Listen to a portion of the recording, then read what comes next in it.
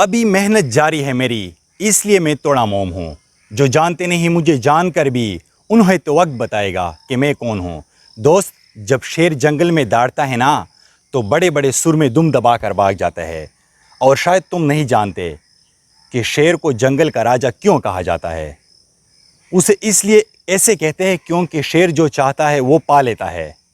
سوچا جائے تو شیر سے بڑے بڑے اور طاقتور جانور جنگل میں موجود ہوتے ہیں۔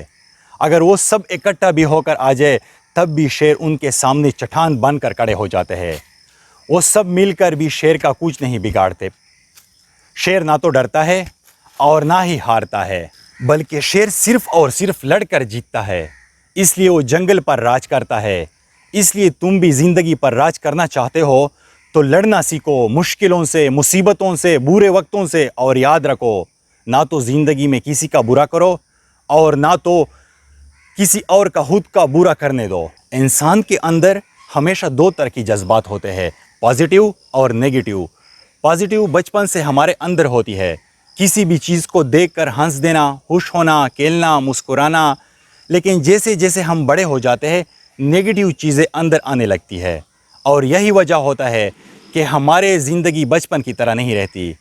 ہمارے زندگی کا سب سے کڑوا سچ یہ ہے کہ ہم کبھی بھی اپنے لیے نہیں جیتے بلکہ ہمیشہ دوسروں کے لیے جیتتے ہیں۔ ہم ہمیشہ دوسروں کے ساتھ کمپیئر کرتے ہیں۔ ہم اکثر اس وجہ سے مایوس ہو جاتے ہیں کیونکہ ہم دوسروں کے سامنے بہتر نہیں دکھا پاتے۔ آج کے لوگ ہمیشہ دکھاوے کی زندگی جینا چاہتے ہیں۔ لوگوں کے پاس ایمرجنسی فنڈ ہو نہ ہو مگر وہ 1 to 5 کے لیے ضرور فنڈ رکھے گا۔ وہ سمارٹ ہو نہ ہو ان کی ہاتھوں میں مہنگے سے مہنگا سمارٹ فون ضرور ہوگا۔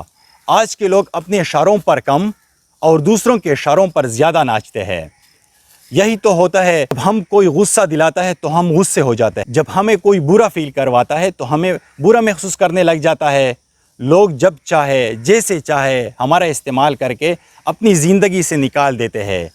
ہم اپنی خود کی کنٹرول میں کم، دوسروں کو کنٹرول میں زیادہ رہتے ہیں۔ آج کے لوگ زیادہ اس وجہ سے دکھی ہے کیونکہ وہ اپنی خواہشات کے غلام بن چکے ہیں۔ دوسرے لوگوں کے پاس گھر گاڑی دیکھ کر مایوس ہو جاتا ہے، لیکن کبھی خود یہ نہیں کہ اس نے زندگی میں ایسے کیا کیا جس کی وجہ سے اسے یہ سب مل سکے۔ یاد رکھو، اللہ محنت کبھی ضائع نہیں کرتا۔